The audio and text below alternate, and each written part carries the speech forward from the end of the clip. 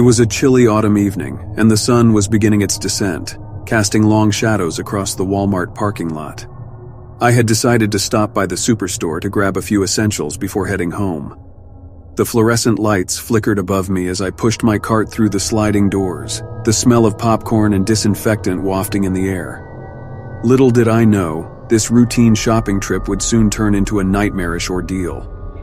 As I navigated through the labyrinth of aisles, the atmosphere felt oddly unsettling. The store was eerily quiet, with only the distant hum of the refrigerators breaking the silence. I shook off the unease, attributing it to the odd time of day and the empty aisles I happened to be wandering through. I made my way to the canned goods section, searching for some soup to ward off the encroaching cold. The shelves were half empty, and the few remaining cans were dented and dusty. My eyes were drawn to a solitary figure at the end of the aisle, a tall man in a tattered coat. He was muttering to himself and seemed to be rearranging the cans in an almost ritualistic manner. I quickly averted my gaze, feeling a knot of discomfort forming in my stomach. With a can of soup in hand, I moved on to the toiletries aisle. The flickering lights here cast unsettling shadows on the rows of shampoos and razors. As I reached for a bottle of shampoo, a cold breeze brushed against the back of my neck, causing me to shiver. I turned around, expecting to see an open door or a draft, but there was nothing. My heart raced as I hurriedly placed the shampoo in my cart and continued on my way. The unsettling feeling followed me through the store as I collected items from my shopping list. It was as if the walls themselves held a sense of dread, and the air was growing heavier with each passing moment. I glanced at my watch, realizing that I had been in the store far longer than I intended.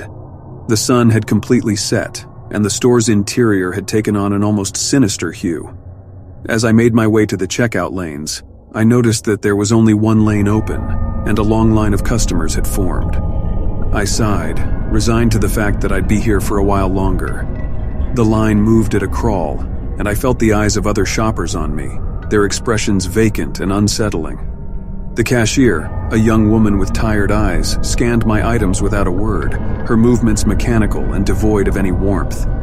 Just as I was about to pay, the lights in the store flickered and went out for a brief moment.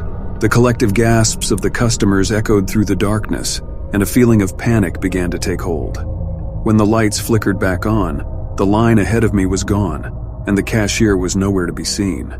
My heart raced as I turned around, only to find the store eerily empty. The other customers had vanished, leaving behind their abandoned carts. A shiver ran down my spine as I realized I was alone in the store, surrounded by the humming of the fluorescent lights and the faint rustling of unseen movements. I stumbled back, knocking over my cart in the process. The items I had meticulously selected were scattered across the floor, and a sense of dread settled over me like a heavy fog. I hurriedly gathered my belongings, my hands trembling as I tried to make sense of the situation. The once familiar aisles now seemed like an endless maze, and the thought of finding my way to the exit was suffocating. Every shadow seemed to hold a lurking presence, and the distant echoes of footsteps reverberated through the air. With my heart pounding, I began to walk briskly toward the store's entrance. The sliding doors stood open, revealing the pitch-black night outside. As I stepped onto the pavement, the doors slammed shut behind me with a resounding bang, causing me to jump. I turned back to see the doors sealed shut, the windows now reflecting a distorted version of my own horrified expression. A voice seemed to whisper in the wind, chilling me to my core. "You're one of us now." In that moment, I realized I was trapped in a Walmart that existed on the edge of reality, where time and space had become distorted. As the wind picked up, carrying with it haunting whispers, I knew that my ordinary shopping trip had turned into a descent into darkness from which there might be no escape.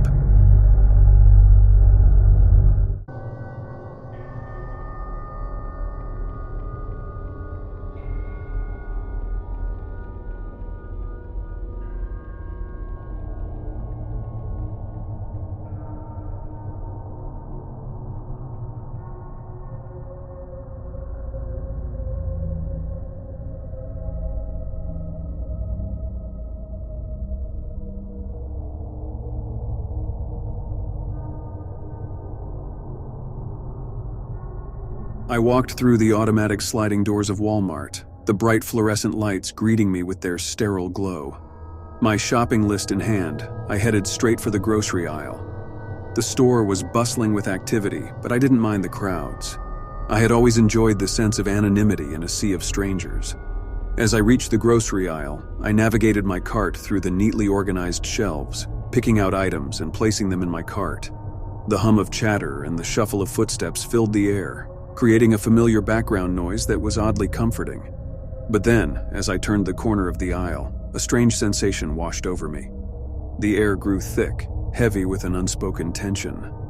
I felt as if I was being watched, as if the walls were closing in on me. I tried to brush off the feeling, telling myself it was just my imagination running wild. I reached for a box of cereal, my fingers trembling slightly, and then I saw it. A group of people huddled together at the end of the aisle. At first I thought they were just chatting, maybe catching up on their shopping lists.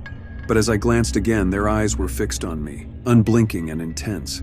I was paralyzed with fear, but I forced myself to look away, my heart pounding in my chest. I told myself I was being paranoid, that there was a logical explanation for their stares. But when I looked up, I saw more people standing still, their gazes locked onto me. I turned to leave the aisle, my heart racing, but the moment I stepped back, more people appeared, blocking my way. They were standing so close, too close, as if they were deliberately encroaching on my personal space. I could feel their breath on my skin, their presence suffocating.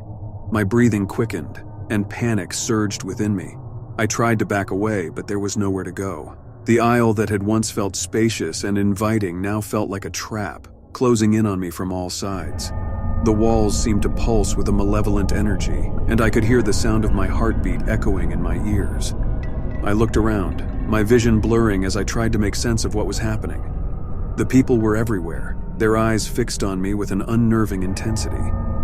They stood so close that I could feel their bodies pressing against mine, their whispers mingling into an unintelligible cacophony. "Excuse me," I managed to choke out, my voice barely audible above the sea of bodies. But there was no response, only the relentless press of bodies and the overwhelming feeling of being trapped.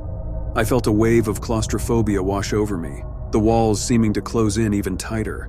I struggled to breathe, my chest constricting as if the very air was being sucked out of the aisle. And then, with a sudden jarring motion, the people began to move. They shuffled towards me, their movements slow and deliberate, their gazes unrelenting.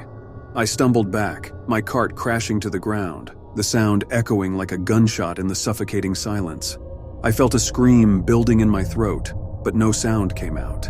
I was paralyzed, frozen in place as the people closed in on me. Their faces were blank, their eyes devoid of emotion, and I knew that there was no escape. But then, a voice, a security guard's voice, cut through the haze. "Is everything okay here?" I blinked, my vision clearing as I looked towards the security guard. The people were gone, the aisle was empty, and the air felt light once more. I stumbled over my words, trying to explain what had just happened. The security guard listened attentively, his expression sympathetic. "Sounds like you might have had a panic attack," he said gently. "Sometimes crowded places can trigger those feelings." As he guided me out of the aisle, I couldn't shake the feeling of unease. Had it really been a panic attack? Or had something more sinister been at play? I glanced back at the grocery aisle one last time. My blood ran cold. The memory of those unrelenting stares and the suffocating press of bodies would stay with me. A chilling reminder that even in the most familiar places, darkness could linger just beneath the surface.